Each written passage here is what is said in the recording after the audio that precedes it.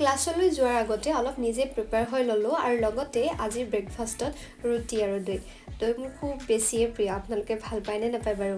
তাৰপাছত কিটচেনলৈ আহি ৰুটি এখন ডাঙৰকৈ বেলি ৰোল এটা বনাই লৈ যাম বুলি ভাবিলোঁ। সেই পাকঘৰতে থকা পাচলিখিনিও সৰু সৰুকৈ কাটি তাৰপাছত কেৰাহীখনত অকণমান ঘিউ দি ল'লোঁ। ঘিউ ব্যৱহাৰ কৰিলোঁ কাৰণ গোন্ধটো আৰু লগতে বেছি খাবলৈ সোৱাদযুক্ত হয় দিয়কচোন।